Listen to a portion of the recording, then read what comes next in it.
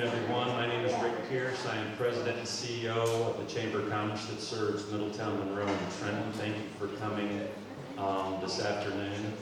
A couple of rules. One is I'm going to ask you to turn your phone on vibrate and or off. I'm going to make sure that the candidates do the same. The questions come from the Government Relations Committee for the Chamber of Commerce. We've got quite a library over the last 25, 30 years of questions. You can only imagine that a lot of them are somewhat apply to any elected office that an individual would take. Then we focus down on some that pertain to the specific area that we have. The questions have been vetted. They have been given to Michael Pittman, the political reporter for the Journal News. Thank you for letting me get that right. The candidates have not seen the questions. However, in the invitation letter, they did get the topics of what we're going to cover.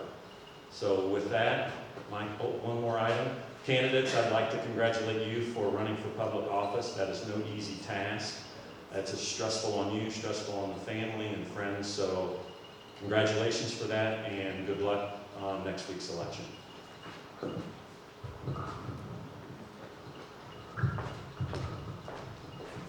All right, great. Thanks for coming out. I want to thank everybody because it's important that people come out and see this, because this is a vital piece of our electoral process, is for the candidates to ask questions or answer questions that's on the minds of the public. So thank you very much for being here. So what we'll do is we will have 1 minute or 2 minutes for opening statements. We have 3 candidates for 2 seats. We only have 2 candidates here tonight. Aaron Lawson was unable to attend, but he has given us a prepared statement that I will read after the candidates give their opening statements. So we will start with Ms. Krim. 2 minutes.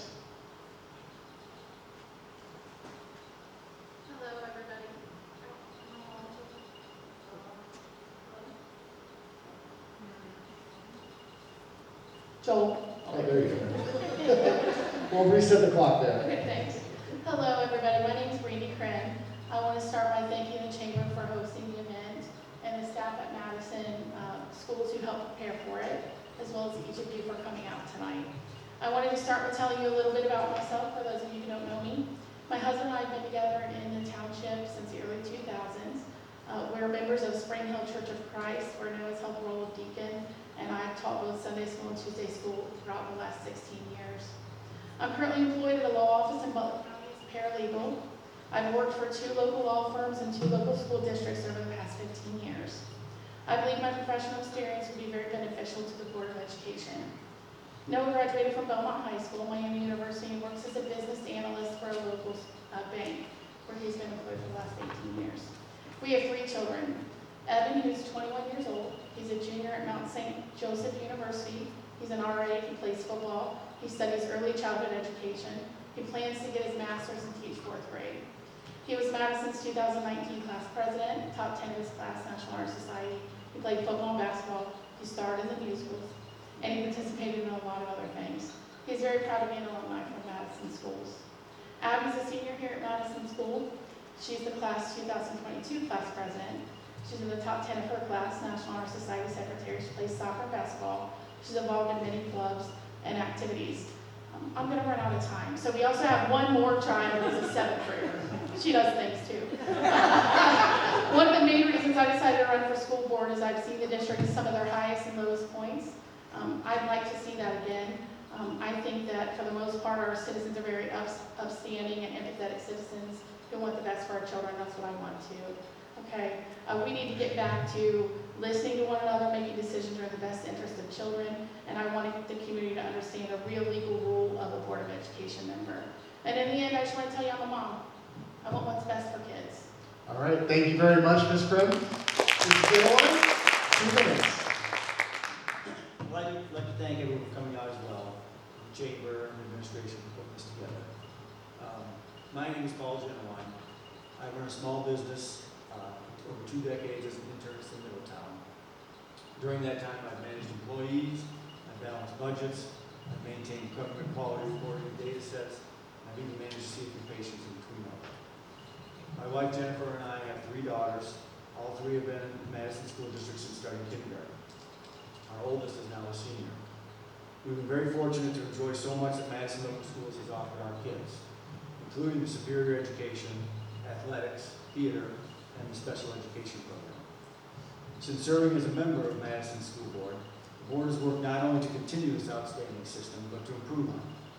We've improved test scores and improved our state report card, putting us in the top 10% of improving districts in the state of Ohio. We've also introduced the Future Ready Graduate Program, cooperated with the Chamber of Commerce for our students to be ready for what brings them next.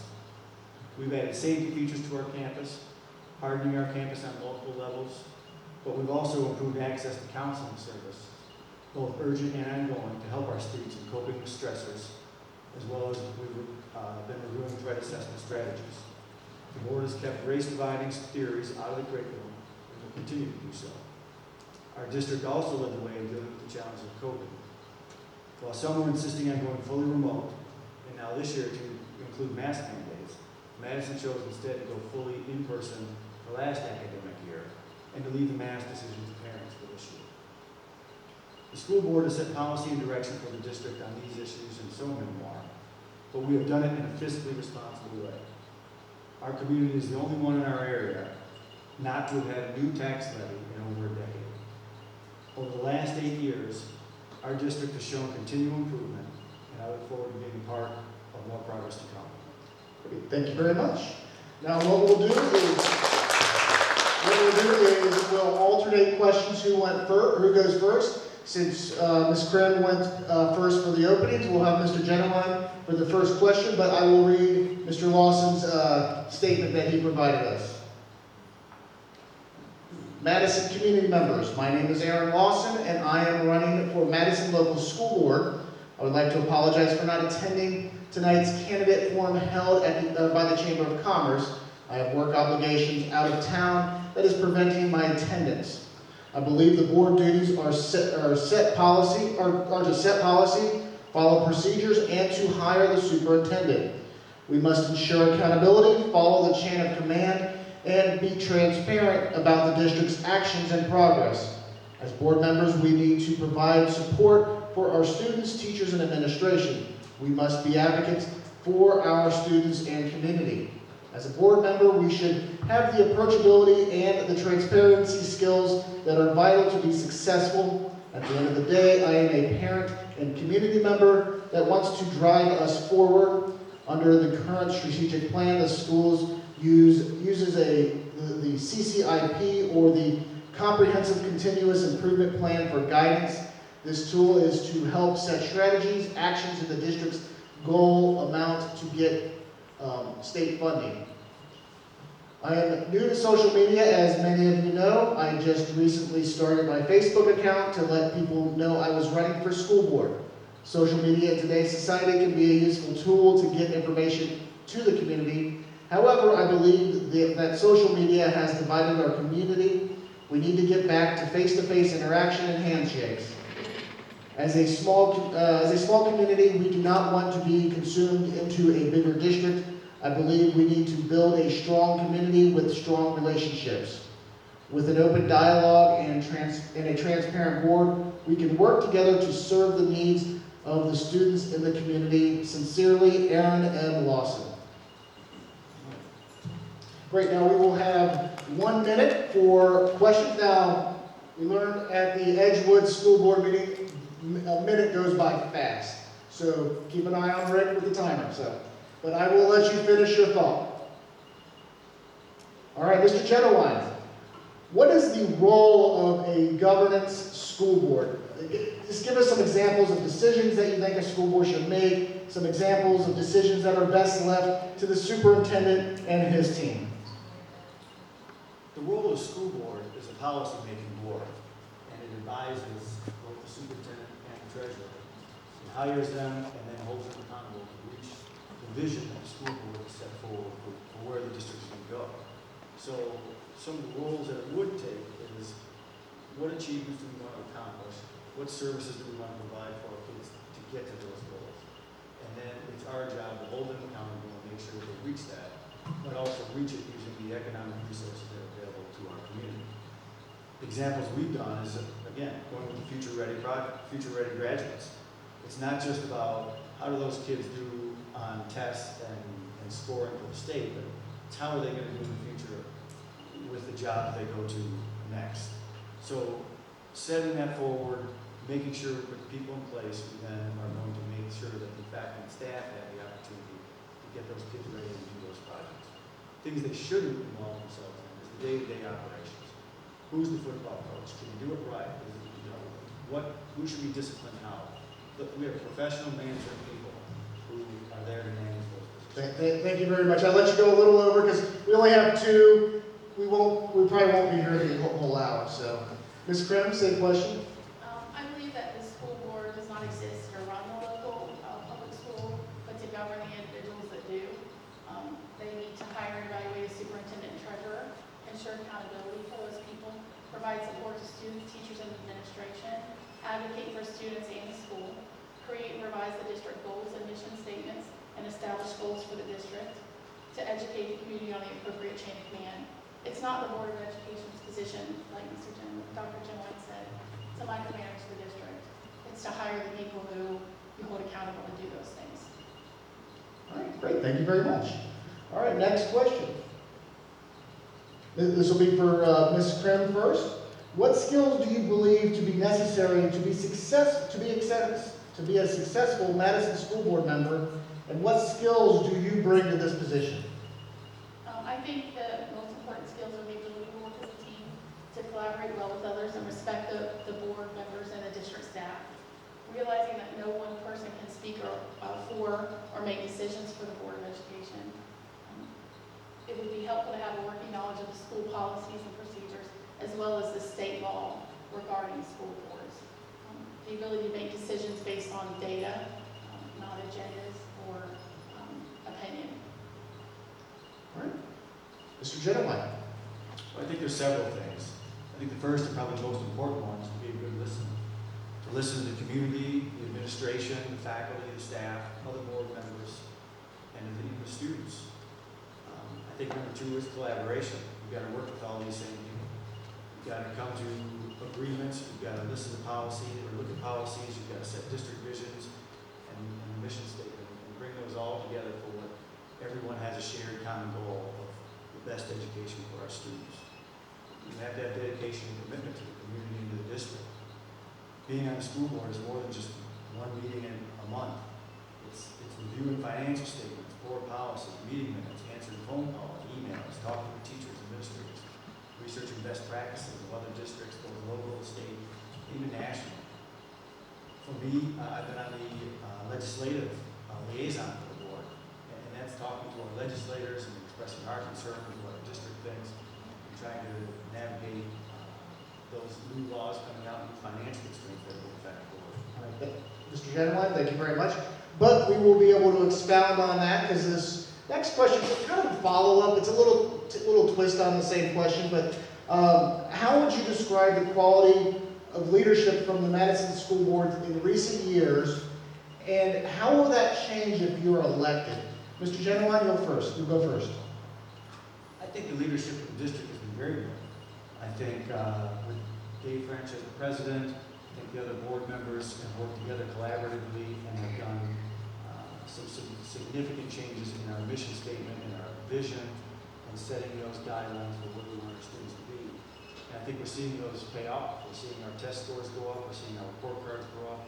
We're seeing our graduation rates go up. So I think all that work coming together collaboratively with the board we have has been going very successful. My goal, if I am reelected, is to continue some of that same function to improve those same skills and hone them so that our kids are ready for where we bring them next. All right. Ms. Cribb? Read the question. Oh, yeah. How would you describe the quality of leadership from the Madison School Board in recent years, and how will that change if you are elected? I think that we have a very strong board currently. I think if I were elected, the things that I would focus on changing is just more transparency, a little less micromanaging, a little more empowering of the administration and the teachers that we have in the district. Again, I believe we should hire those people, hold those people accountable, but the people who work in this district have certificates that allow them and empower them to make decisions that I think they need to be making. All right, great, thank you very much. All right, next question, we will start with you, Ms. Krim. What one thing would you hope to accomplish on behalf of Madison students if you were elected? One. You got 1 minute. I would like to see us come together a little more than we have for whatever reason over the past several years. There's been a divide in this community. I think a lot of communities. I think that we need to work really hard to be, again, I hate to keep using the same word, a little more transparent. I think we need to involve students in more decision making. When we had the forum here about COVID, not one person asked how a student feels about that policy. Students need to be a part of that. Stakeholders need to be a part of those decision-making choices that we have. We need to be able to hear from the community and hear and respect what they're saying. All right, Mr. Jennerwine. I think it's to continue to prepare them for the years to come in their life. I think so much emphasis in schools is placed on how do they score on the test and where does the state reflect. Yet that doesn't really get them ready for what they're going to do next. And that doesn't matter whether it's direct out into the workforce or trade school or college or the military.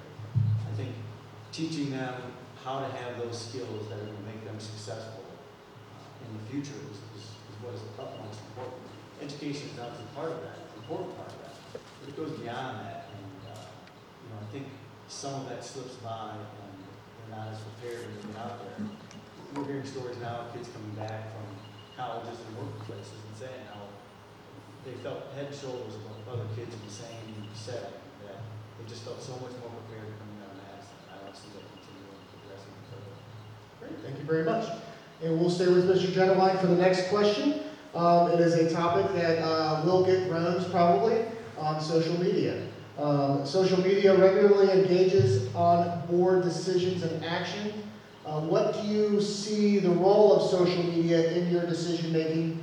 Do you see social media as a voice for the community? Social media, I think, it's obviously both beneficial and harmful. I think it's a great communication tool.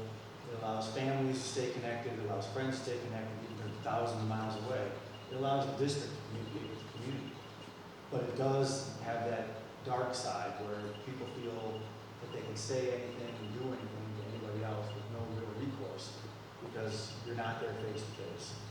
And for me personally, I think that it has gotten pretty negative, not just in Madison, I think it happens all over. And so I do not join in on social media, I do not let it influence decisions. If people have important opinions and feel important about it enough, they're going to call me. They're going to reach out to me, they're going to email me. I do have Messenger, I've kept that. So I have to have people message me, but as far as using it as a guide of where the community stands, it seems like it's usually a fairly small portion of the public that's very vocal and inappropriate sometimes. Ms. Krim, 1 minute.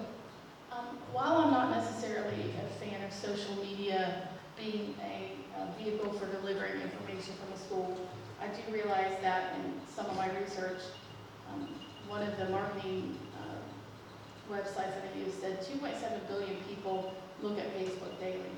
And let's be honest, that's the easiest way to get information right now.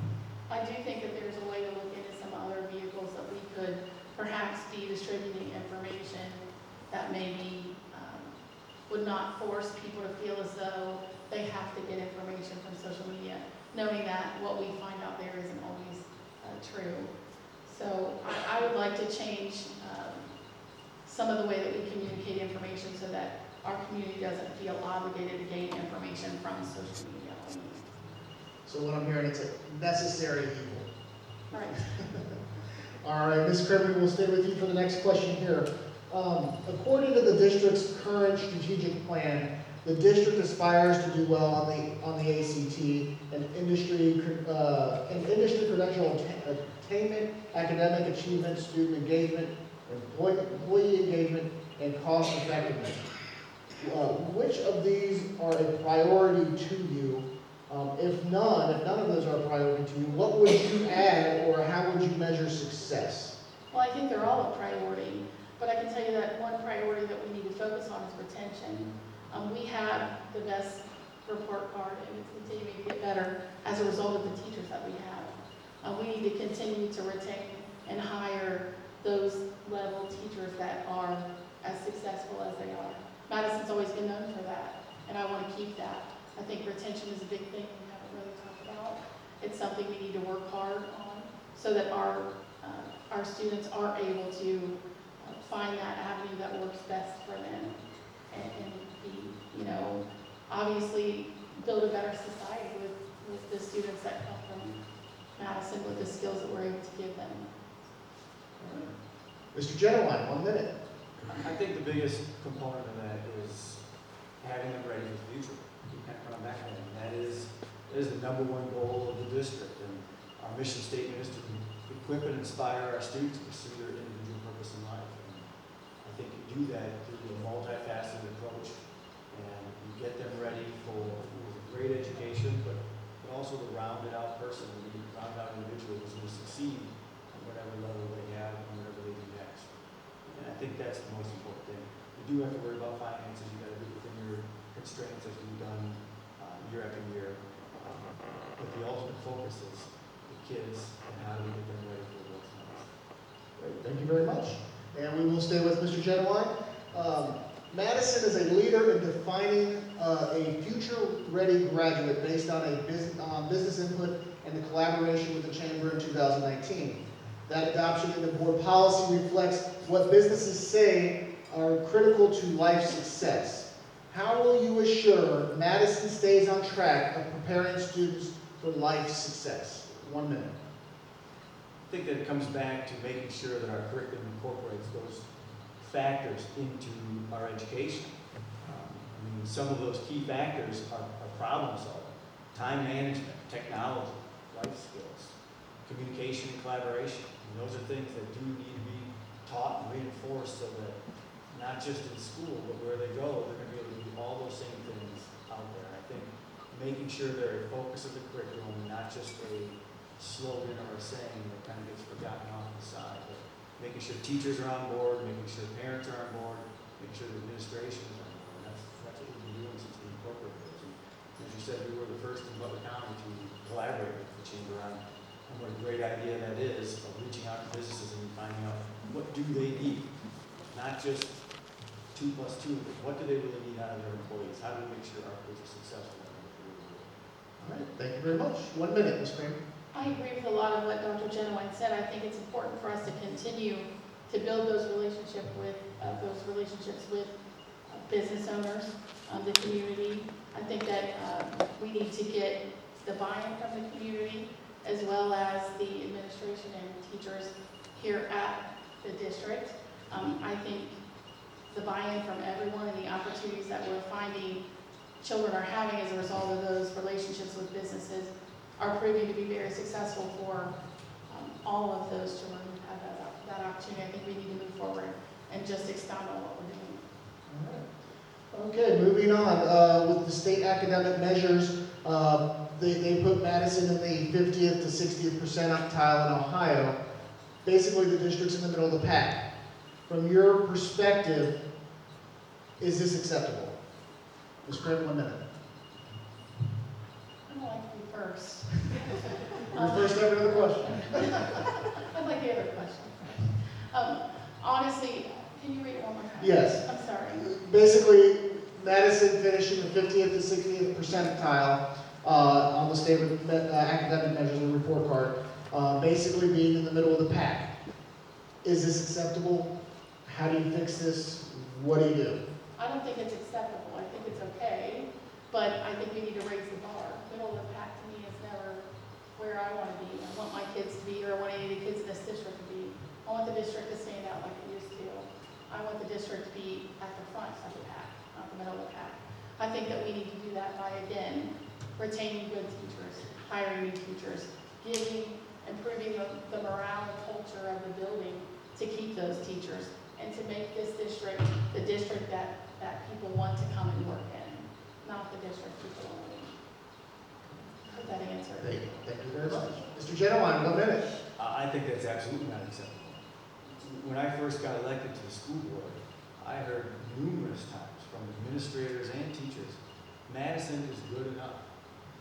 Good enough for our kids. That was not acceptable to me either. As soon as I got on, that was something we moved to change, to say good enough is never good enough. We need to do better.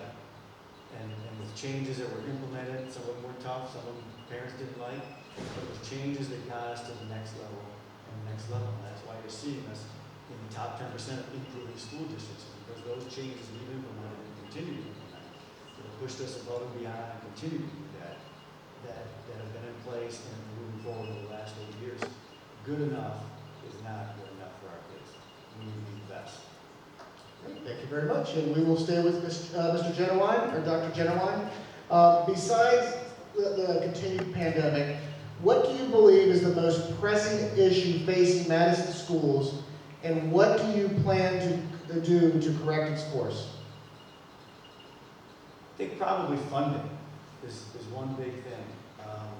The Columbus, the legislature just passed their 2-year budget this year, and that included what they call the fair funding formula.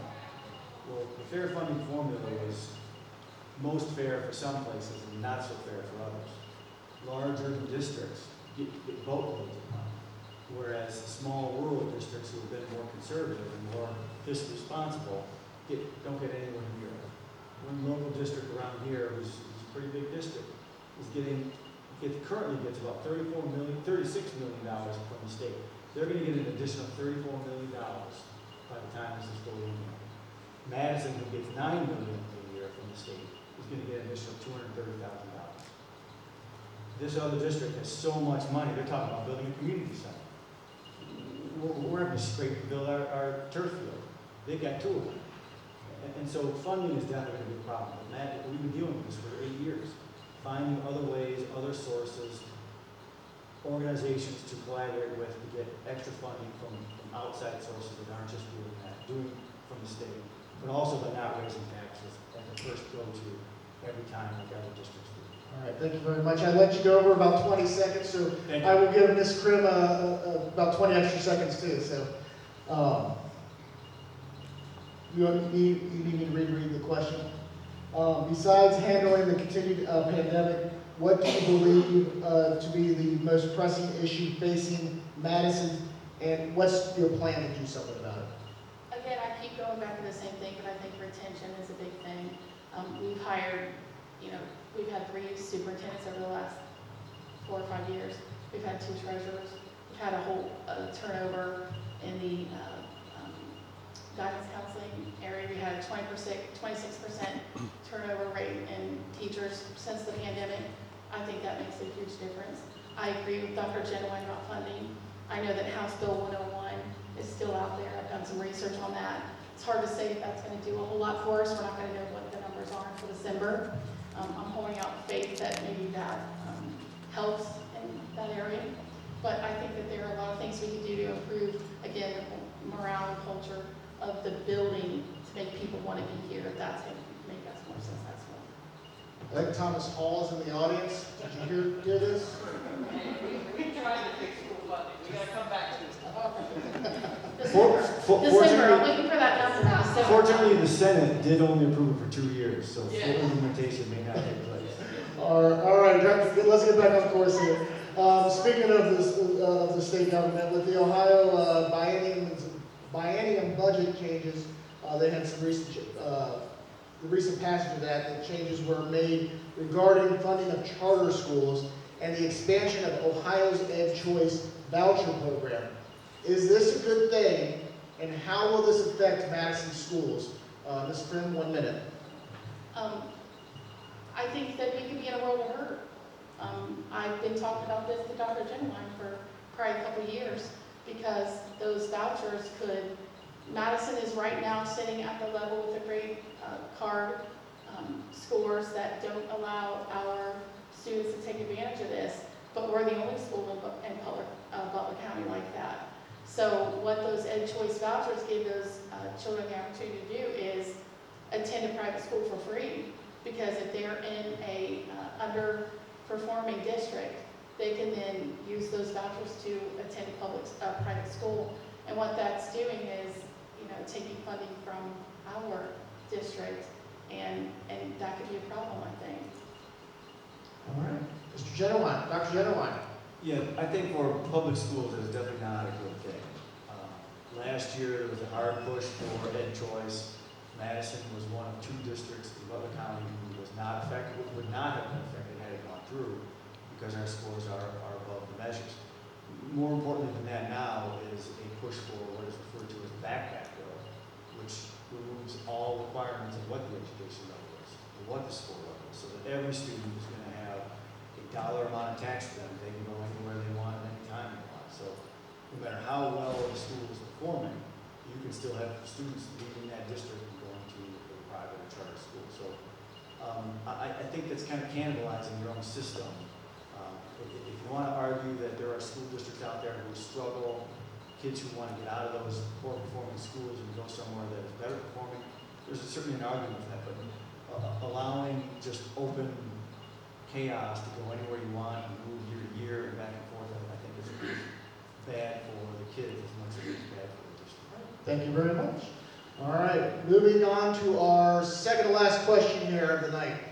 We will stay with Dr. Jennerwine. What financial challenges will the district face over the next several years, and how would you address to change those challenges, or such challenges? The biggest challenge we always have is payroll. I mean, it's our #1 expense, and that's going up year after year as would be expected, and we have to. So how we're going to be able to manage the cost of the district as a whole, but that is the biggest chunk. As Brandy points out, retention was a problem. It's gotten much better in the last couple of years, but you do that partially by payroll, but you also do it through a better work environment. But you've got to keep our teachers on par with districts that are similar. Now, that doesn't necessarily mean comparing us to Monroe or Lakota because they're in Butler County, but it's comparing us to other small rural districts that don't have economic community that helps feed the tax dollar. So I think, again, you've got to go out to other sources, other revenue sources. You can't just run to a tax levy. You've got to look for collaboration with outside entities to help fund you, and that's through grants and other financial situations, whether it's community foundation or other places that can help you with some of that revenue. All right, thank you very much. Ms. Krim, 1 minute. I'm gonna- 1 minute and a few seconds. I'm going to piggyback on a lot of what Dr. Jennerwine said. I agree with that. I do think there's a lot of opportunity for grant writing that we have neglected over the last few years. In the early 2000s, mid-2000s, we received a lot of funding from grants. I don't know how much grant writing we're doing in the last few years. Additionally, I think those partnerships with local businesses are going to help. I think that we need to be good fiscal stewards of the money that we have and be very careful in how we're spending or allotting large amounts of money. And I lied just a minute ago. My pages were stuck. We have a whole other page questions. All right, so we'll stay with Ms. Krim here. School boards and parents across the country are, we'll say, very spirited about discussions concerning critical race theory. CRT originated in U.S. law schools to discuss racism as it pertains to our legal system. Do you feel that critical race theory has a place in our public schools? I'll give you a little over a minute. We all know that public schools must teach the Ohio Learning Standard. Curriculum is handed to us from the Ohio Department of Education. Madison Local Schools does not teach critical race theory. They have no intentions, as far as I know, in the research I've done, of ever introducing critical race theory into their curriculum. We're held by a standard. It affects funding if we don't teach the curriculum that the Ohio Department of Education gives us. We can't stand on our own without that funding. So I don't think critical race theory is anything any of us need to worry about. I think it's a buzzword right now. I think it's a fearful word that people are using. And again, it's not anything Madison's doing or has any intentions of doing. All right, thank you very much. Dr. Jennerwine? Critical race theory has no place in K-12 education. I think if someone argued that it can be done as an elective at a college level, and someone can really get into the nuances of it and understand it better and the pros and cons, that's up and down. But in the K-12 system, there's no place for CRT, and that certainly holds true for Madison schools. And I think the outcry from community members is pretty clear. And one thing I was glad to see was with encouragement of members like myself, with the Ohio School Board Association finally withdrew from the National School Board Association, because they were the ones who sort of put that drive in to tell parents you can't go talking to districts that are implementing it, and districts are implementing it. Districts in Ohio are absolutely implementing it. So I think that's important, that they get to feel that community members aren't on board with this, and we're not going to teach it. And again, it comes back to listening to the community and the parents, that what they want and what's best for the kids, and that's not part of it. All right, thank you very much. Now, the Chamber has conducted 4 other candidate forums this month, and there's one major theme that has emerged. Ms. Crimm's mentioned it a few times tonight, transparency. What letter grade would you give the Madison School Board when it comes to transparency, and what would be your stance on rolling back the board's current sign-up policies for residents wanting to speak at board meetings? Dr. Jennerwine, 1 minute. I think transparency is a big word. I think our school board has done a very good job of transparency. I think the policy that we had for speaking at school board meetings goes back to the 90s. We've had very little changes in it. It was not an issue until more recently. And I think it's shown the shortcomings of the policy we have. That policy has been removed, it's been looked at, it's going to be changed. If it's up to me, I think there's no need to have a pre-registration time to talk at a board meeting. And people come and talk. And there is time limit overall, just to make sure a meeting doesn't go into the late evening, but I think you want to come and talk, you can come and talk. I don't have an issue with that. So that policy is definitely going to change, and in my opinion, change for the better. All right. Ms. Gray, 1 minute. Do I have to give a grade? He didn't give a grade. Oh, no. That's great. Well, you give a grade. I would give it a B. All right, now you have to give a grade. I'm going to give a C. I think that it's difficult, but I think that the policy has not been beneficial to the community. I think stakeholders, taxpayers in this district have the right to be heard. I think they should be heard. I think regardless of whether we like what they're saying or not, they have a right to be heard. They're funding this district. They have their hearts in this district just like mine is and Dr. Jennerwine's is. So I think we need to get that policy restructured and done like now, because people deserve that right. All right. All right, we will stay with Ms. Krim for these. Now this is actually the second to last question here. If you had a magic wand and could wave it to accomplish anything for Madison students, what would it be and why? We would never have to worry about budgets at all. They would have anything and everything they want. They would have every opportunity and we would house those things in this district. We could have our own career tech center here in this building and give hands-on learners the opportunity to learn that way. And just, if we had money, we could make this place, all the things we want it to be. Including improving the special ed department, improving those relationships with community members and businesses. I think that funding would be my first thing. Dr. Jennerwine. I think it's a lot about the family life and the home life of some of these kids.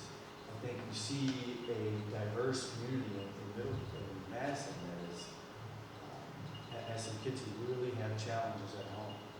And it's not just special needs, and that's part of it, but when you see kids who want to come to school because they don't want to be at home, that's tear-jerking. And I think that there was something I could do that would change all of that, give all of those kids a more level playing field, because that's where success in life is going to come from. School's there to kind of foster it, but if they're not getting that nurturing and that guidance at home, it really doesn't matter how fancy that school is. It matters what they're getting at home, and that magic wand is to fix that stuff for all kids, that they all have the best opportunity starting at home. Good thing you have 2 magic wands. All right, now, this question the topic wasn't presented to the candidates ahead of time, like the other topics, but we talked about this with the candidates. They agreed to address this because we feel that this is an important issue. It's regarding training staff or volunteers with firearms. So, Dr. Jennerwine, we will go with you first. Do you believe some trained staffers or volunteers who volunteer to do so should be allowed to have access to firearms during the school day to enhance campus security? Why or why not? I do believe that. I believe that fully. And I think the biggest thing as to why I feel that way, even though many people have put words in my mouth as to why I feel that way, the number one thing that hit me was one day when my daughter came home from Madison saying they had an Alice drill. And I asked her about it. What did that mean? For anybody who doesn't know what an Alice drill, that's the current program for how to react to an active shooter in school. And she described what took place and what they did, what the teacher did, and I said, okay, they had no more heavy objects in the room that they're supposed to do. They're supposed to hide, lock the door, get something heavy so that if the perpetrator penetrates the door, that they fight back, no longer being there, shooting fish in an arrow. I said, well, what did your teacher do? And she said there was nothing left. So the teacher grabbed a stapler and went and stood between them and the door. And I realized right there that teacher's plan was to die protecting my daughter. And I don't think there's anybody in this room who honestly, in the back of their mind, doesn't expect the same thing. If the teacher comes out of that room and the kids didn't survive and they did, it'll be a problem. So we expect that teacher to do that job. And yet there are people out there who say, we only trust them with a statement. I don't believe that. They're able to have a concealed carry permit. They're able to go pretty much anywhere else in the state of Ohio and carry that firearm. As long as they're willing to show me that they're competent and they're trained in a reasonable manner, which is more than what they can do just to have a concealed carry, and they deserve the right to protect my kid and protect themselves with the means that is necessary to be comparable to someone coming into that classroom. That's what made me decide about that. Researching it, states like Utah and Texas have been doing it for over a decade, 15, 18 years now, with no issues. Ohio had been doing it for 5 prior to us doing it. And there were upwards of 200 districts doing it when we decided to go forward. This was not a new procedure. It wasn't something we invented. It was something that is unfortunately necessary in today's world. And this is not going to go away. All right, Dr. Jennerwine, sorry to cut you off, but I did give you an extra minute and 10 seconds. I thought we had 2 minutes. We had 2 minutes, but I gave you 10 extra seconds on that. Perfect. Thank you. So, Ms. Krim, same question, 2 minutes. Unfortunately, I probably don't have the best answer. I wasn't prepared to talk about this at all. I will tell you, I do not have a fear of guns or guns in the school. However, I am not educated enough on what the policy is. When you ask if we could answer this question, I said I need to know what the policy is. That's my fault. I didn't research that good enough or well enough to be able to give a clear answer.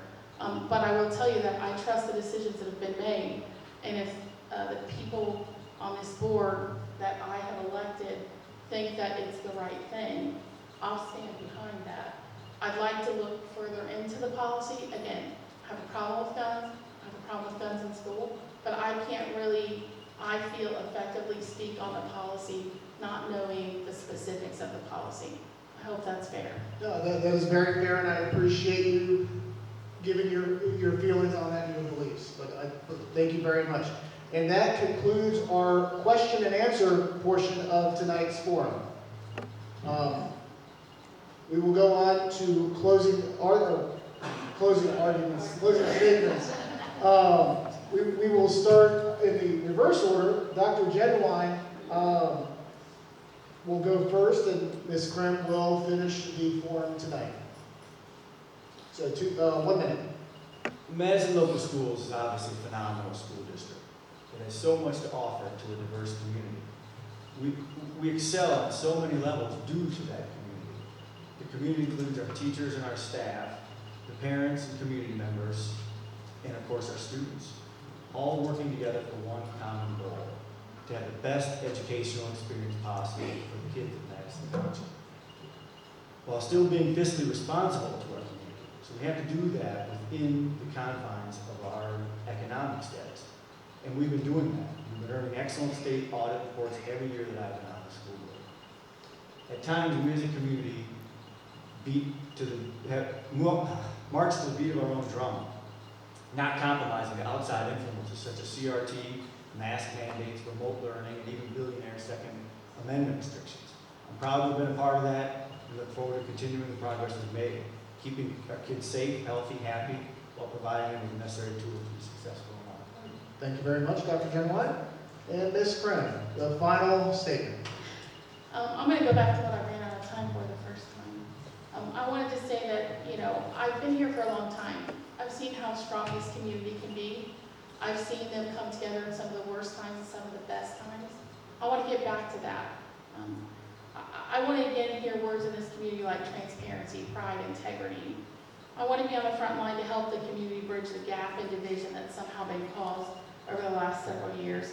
We really need to get back to listening to each other, to making decisions that are in the best interest of children in this district. We need to support and empower our teachers and our administrators and other school employees. I want the community to understand the real legal role of a Board of Education member. At the end of the day, guys, I'm a mom. I'm a concerned mom. A mom who wants to see the district celebrated for their hard work, their commitments, and their loyalty. I want to see taxpayers and stakeholders have a chance to voice their opinions and be heard again. And most of all, I want to see the students of Madison be successful. Great, thank you very much. That concludes our forum, but I do have a few closing statements, but let's give our candidates a round of applause. All right, so just to remind everybody, there are 2 open seats for this election. We have 1 incumbent and 2 challengers. You will see 4 names on the ballot. Norman Trenum,